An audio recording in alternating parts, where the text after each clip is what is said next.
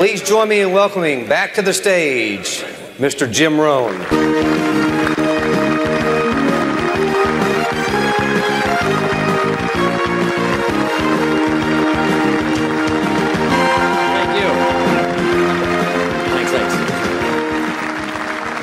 All right, it's a long ways up here from the back. How's everybody? And the rest of you? Fantastic. Jeffrey's something else, isn't he? He's good. He is good. Okay, let's go to work. We've got a lot to do to finish out the day, and we want to get in a few things before we have our lunch break. So we're just going to go right to work. When I met Mr. Shove, and by the way, thanks to all those unique speakers who came along yesterday, Zig, and today, it was just fantastic having Bill Bailey and everybody else come by and make a contribution. I appreciate it very much. It's exciting for me. Who would have thought the farm kid from Idaho would have such incredible friends, you know, gifted people who know how to share, and then to have all you come by, ambassadors of personal development, changing your life, setting goals, growing, developing leadership skills, affecting other people's lives. Here's one of the greatest things to develop in your lifetime, and that's influence. You know, it starts with our family if you start having children, but it also starts in school, teaching your kids to be influential, to try to persuade, you know, others to do the right thing, go the right direction, read the right books, you know, forget the temptations that might take you the wrong direction. Ambassadors of good thinking, ambassadors of, you know, positiveness, ambassadors of virtue, ambassadors of, you know, building your life, laying the foundation for things to come. Ambassadors of developing purpose, objectives, ambassadors of citizenship, community, team spirit. If children can start early, not just being themselves, but lending their influence on the positive side, that's the key. By helping others, we help ourselves. There's an ancient phrase, here's what it says: if you try to save your life, you will lose it. But if you will lose your life, meaning if you will invest your life, that's the best way to save it and to multiply it many times over. So you do me the greatest honor here by coming and letting me invest a piece of my life into your life. So here's the phrase: investing life into life has the potential of creating miracles. Investing life into life. Investing life into life creates a new baby. But investing life into life with ideas, information, association, influence can create enterprise, can create a corporation, can create a business, can create a movement, can create something that benefits many more people than just those few that might have invested in each other's lives. So this is the grand opportunity for me. It's why I'm here, really, to make another investment. And I do it gladly. And yes, you know, air travel is a little difficult, and you know, by the time you stand in line and pack your bags and check into the hotel and check out, traveling around the world is really hard work. For me, lecturing is easy. I call it work so that I get paid, you know. So, but this is the easy part. Really, traveling is the difficult part. Trying to get somewhere. I love to be there, but you know, getting there it takes a push. And you have to exert, you know, some good effort and positive thinking and everything else, right, to finally get where you're supposed to be. So that's the hard work. But now, you know, getting here now and having the opportunity for a couple of days, 2 or 3 days, to invest in other people's lives, you know, that's a unique opportunity. So that should be one of your goals, is to be valuable enough to invest in somebody else's life. Starting first if you're married with your children. And then invest in each other. Marriage and friendship, these associations are a chance to invest in each other. A business enterprise, Bill Bailey and I have been involved in other enterprises, but the enterprise, fortunately was successful, and we had a chance to affect a lot of other people's lives. But guess what happened over those years, and which continues to today? We continue to invest in each other. I come up with a great idea, I get on the phone, I call him. He comes up with a book he's read, just said, this is a masterpiece, you've got to read it. So we have this chance to invest each other.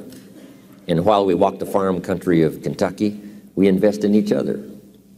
We walk the beaches of California. He helped me design a little cassette. Here's what it's called, How to Kick the Worry Habit. And Bill Bailey helped me to put that together.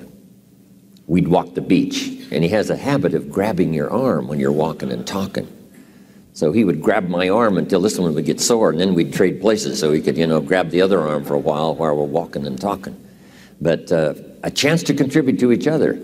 And what I share with him, he shares with others, and what he shares with me, I share with you and others around the world.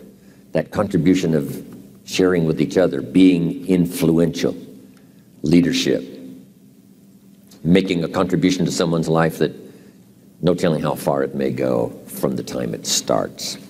So I'm just delighted to be here. Thanks to all of those who've made a contribution. We're going to have lunch in just a few minutes, but let's get started on goal setting. If you're ready, let's say I'm ready. Ready. Does anybody have 5 pages of notes already from this weekend session? Wonderful, wonderful. A man showed me notes one time that he took 23 years earlier. And he said, Mr. Ron, I took these notes 23 years ago. Now I want you to sign them. So I finally signed his notes after 23 years. He said, I've used them to build my business and my personal life. It's just been fantastic. And he said, when I took these notes, I was 18 years old. Incredible. So make this note now. You never know who's in the audience.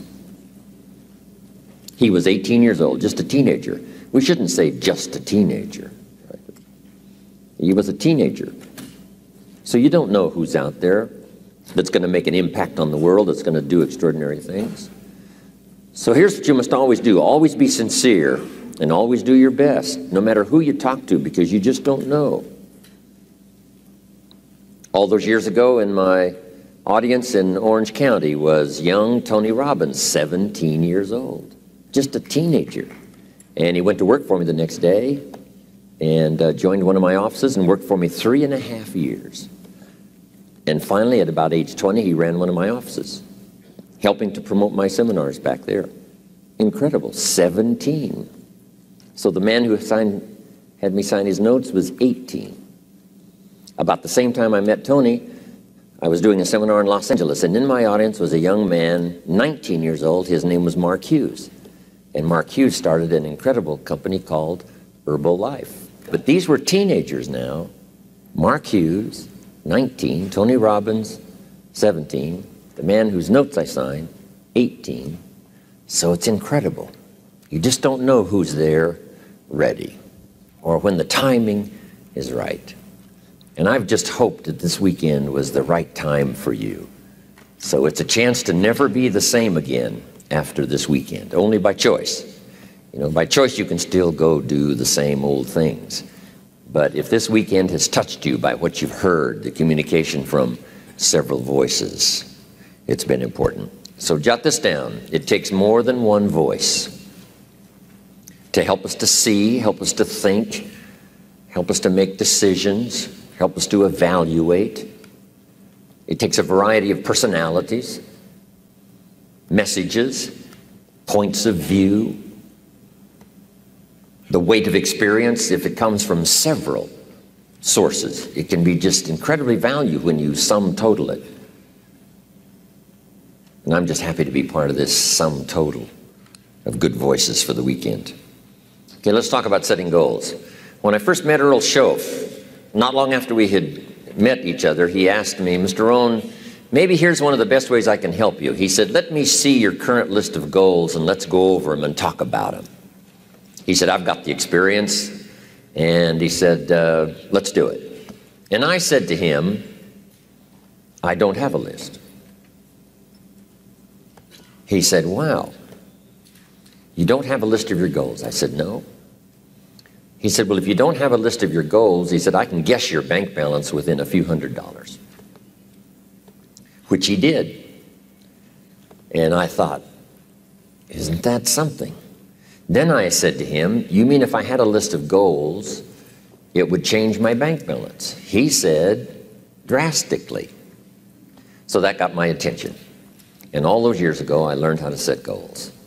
And so we want to talk about that today. And we're just going to get started before lunch, and we're going to finish after lunch when we come back.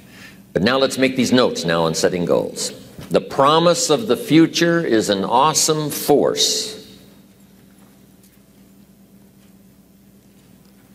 We look back for experience, but we have to look forward now for inspiration. And what gives us inspiration to get up in the morning and do our job, learn skills, develop all that we can possibly be, is the promise of the future.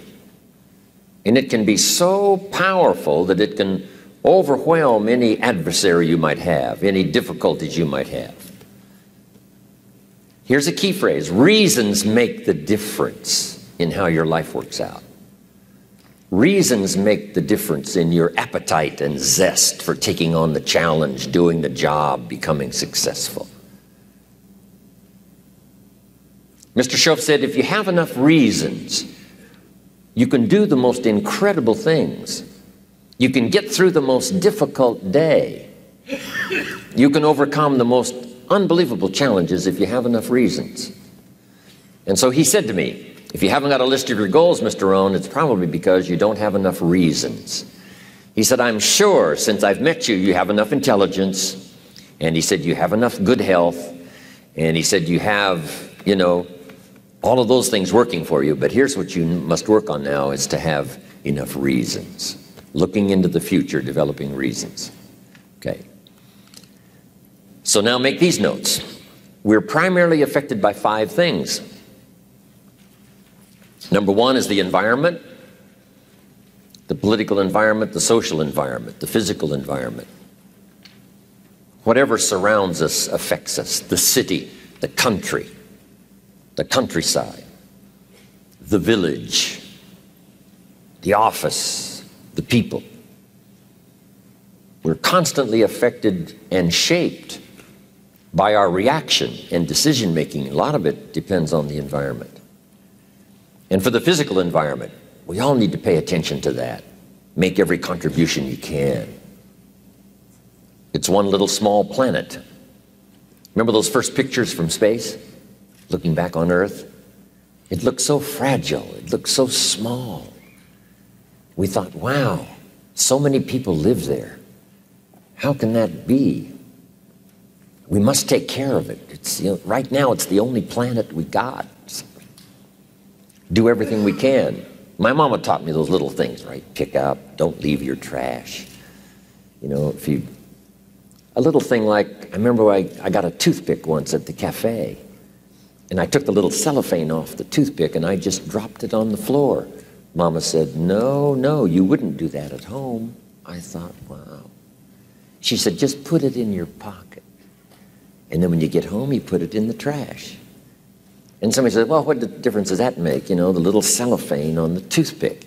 Here's what makes the difference, the habit. And the habit makes the difference primarily for you. Now, yes, it makes a contribution, and a little small contribution by not leaving trash. But here's what it does mostly.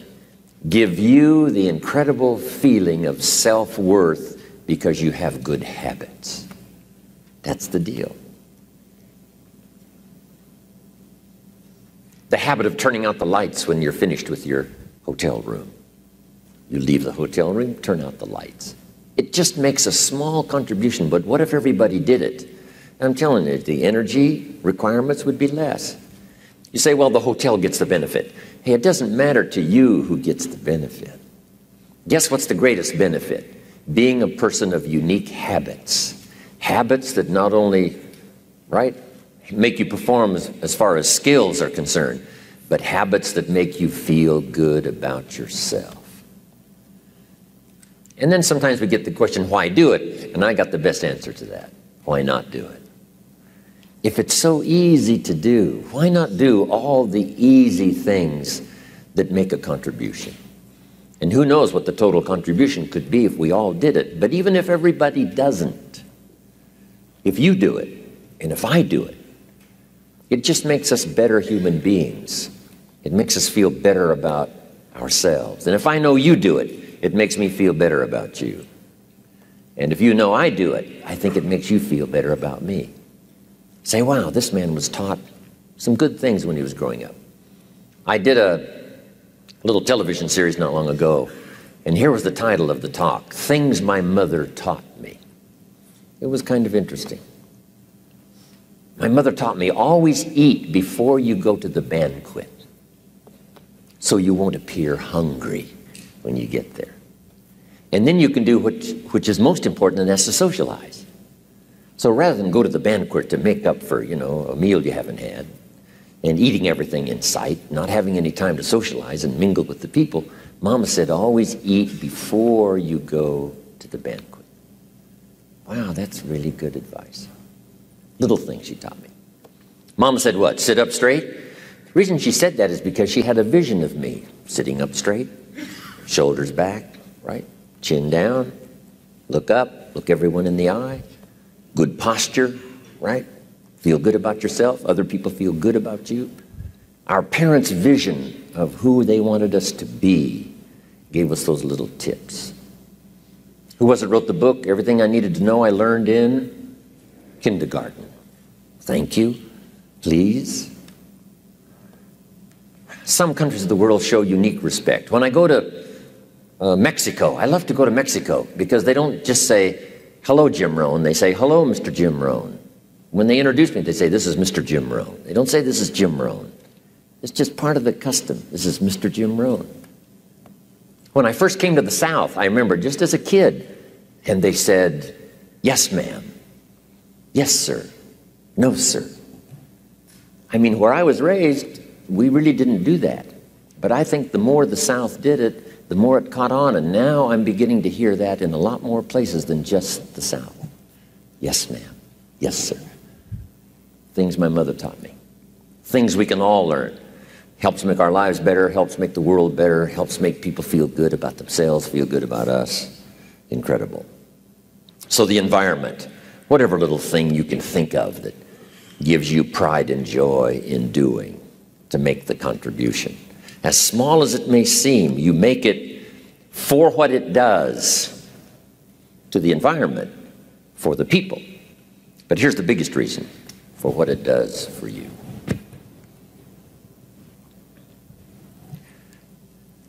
I want to be the best I can possibly be at delivering the message of good words.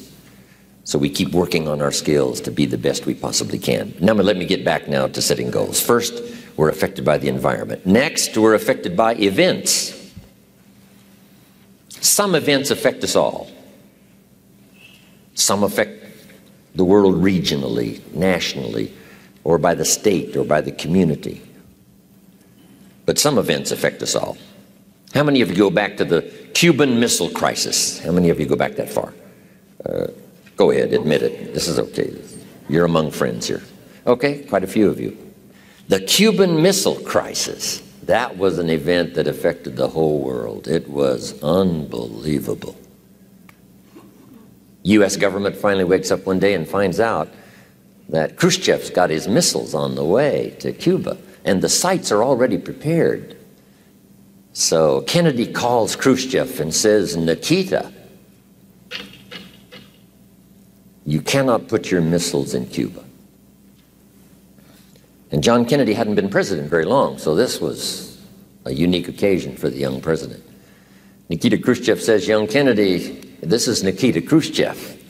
I'm from Russia, and I promise you, sir, we will put our missiles wherever we please.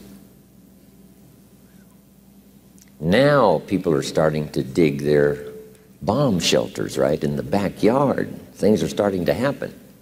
Next call. John Kennedy calls, Mr. Chairman, Mr. Khrushchev, you cannot put your missiles 90 miles from Florida. That's impossible. Mr. Khrushchev says, well, young president, I must inform you, the ships are already on the way. Wow. Now we're getting nervous. Next call. John Kennedy calls Mr. Khrushchev and says, Mr. Chairman, I promise you, sir, this is such a serious matter, we will not let your ships arrive. Whoa. Khrushchev calls Kennedy, said, Mr. Kennedy, you must think this over, because if you mess with our ships and stop them on the way, it means war. Last call. Kennedy says, Mr. Khrushchev, I must assure you, sir, and this is for your sober consideration, if it is war, Russia will cease to exist. There won't be any more Russia. Last call. Dean Rusk, Secretary of State at the time, put it, I think, very well. He said, Kennedy and Khrushchev were staring at each other, and fortunately, Khrushchev blinked and decided he better take his missiles and go back home. And so ended the missile crisis. But it was tense times. I mean, we were having exercises we went through in school, right? Getting under the desk and hiding somewhere. Those were tough times. So some events affect us all.